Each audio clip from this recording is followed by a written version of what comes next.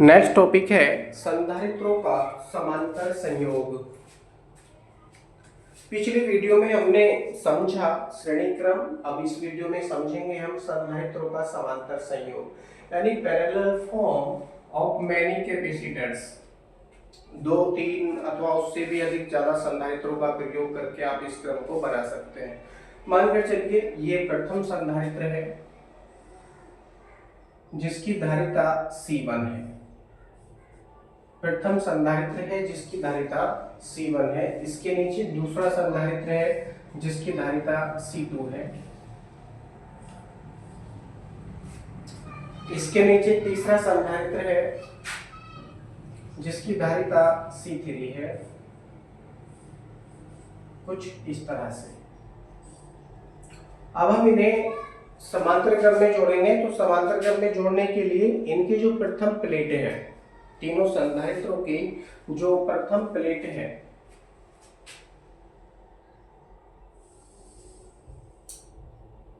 उन सबको एक वायर से कनेक्ट कर देंगे।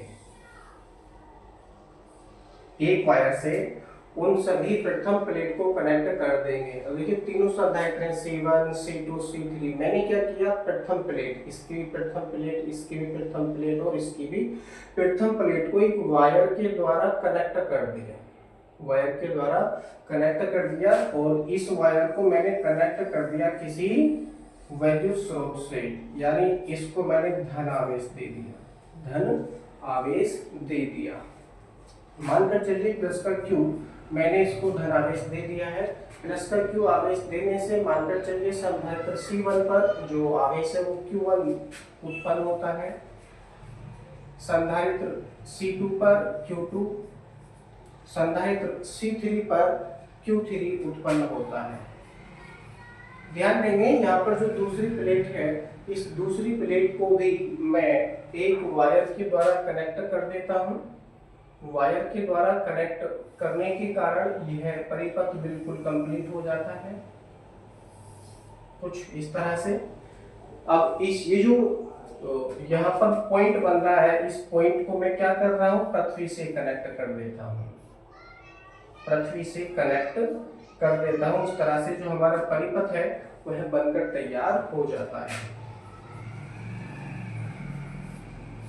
मानकर चलिए जो आपका ये पूरा परिपथ है, यह परिपथ बिंदु A व बिंदु B के बीच में है। बिंदु A व बिंदु B के बीच में है। इस तरह से पूरा परिपथ बनकर आपका तैयार हो जाता है। अब देखिए यहाँ पर बिंदु A और बिंदु B के बीच में जो वोल्टेज है V बिल्कुल बराबर रहेगा, यानी प्रत्येक संधारित्र पर उत्पन्न होने वाला विभव बिल्कुल बराबर होगा। मान लीजिए यह विभव V है। यह विभव क्या है, V है। V को मैं कहाँ शो करूं, चलो यहाँ शो कर देता हूं।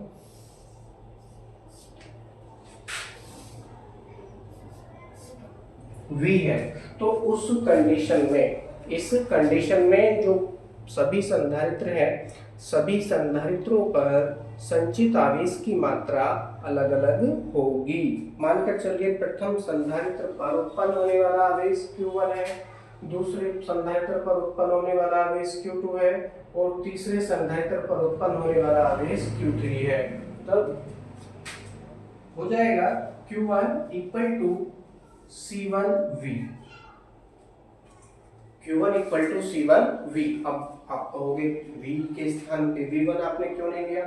इसलिए नहीं लिया क्योंकि ये तीनों संधारित्र समांतर क्रम में जुड़े हैं और कोई भी कैपेसिटर हो चाहे प्रतिरोध हो, यदि समांतर क्रम में जुड़े हैं तो उनके सिरों के बीच में विभव बिल्कुल बराबर होता है। इसीलिए V के स्थान पर V1 नहीं रहेगा, सबके स्थान पर V ही रहेगा। तो Q1 इक्वल टू C1V यहाँ पर हो जाएगा। इसी प्रकार से Q2 को आप याद करेंगे, हो जाएगा C2V। भाई Q इक्वल टू CV होता है, उसी प्रकार से हमने Q1 इक्वल टू C1V प्राप्त किया, Q2 इक्वल टू C2V प्राप्त किया। इसी प्रकार से संधारित्र C3 पर उत्पन्न होने वाला आवेश है वो Q3 है। Q3 इक्वल टू हो जाएगा C3 into V। C3 into V। अब मान के चलिए तीनों संधारित्र मिलकर एक बड़ा संधारित्र बनाते हैं जिस पर उत्पन्न होने वाला आवेश Q है, जिस पर उत्पन्न होने वाला आवेश Q है, तब तीनों संधारित्रों पर कुल आवेश, तीनों संधारित्रों पर कुल आवेश हो जाएगा Q इक्वल टू Q1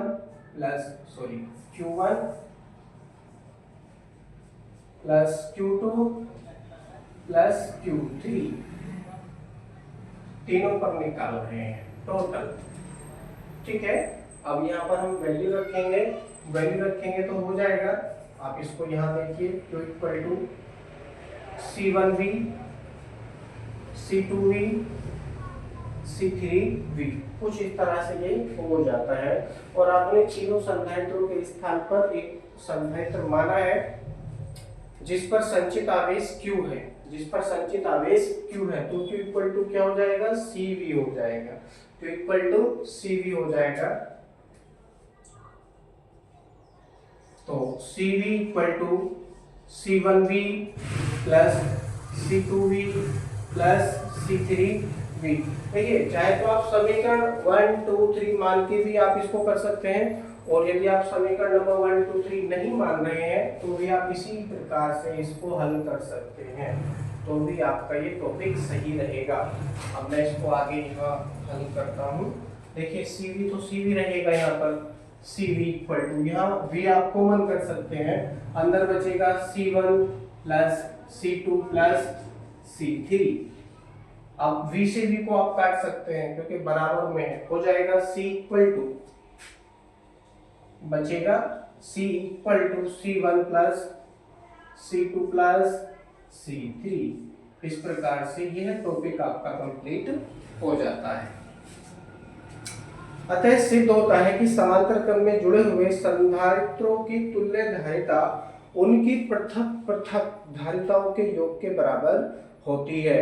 इस प्रकार संधारित्रों को जोड़कर धारिता बढ़ाई जा सकती है, यानी समांतर क्रम में जोड़कर संधारित्रों की धारिता बढ़ाई जा सकती है। समांतर क्रम में संयोजित प्रत्येक संधारित्र की प्लेटों के बीच विभवांतर समान होता है तथा आवेश उनकी धारिताओं के अनुपात में बढ़ जाता है। संधारित्रों को समांतर क्रम में तब जोड़ते हैं जब हमें साधारण विभव पर बड़ी धारिता की आवश्यकता हो। इस प्रकार के संयोग पर आवेश की काफी मात्रा संचित हो जाती है। यह टॉपिक आपका बिल्कुल कंप्लीट हो चुका है। आई होप आपको समझ में आया होगा।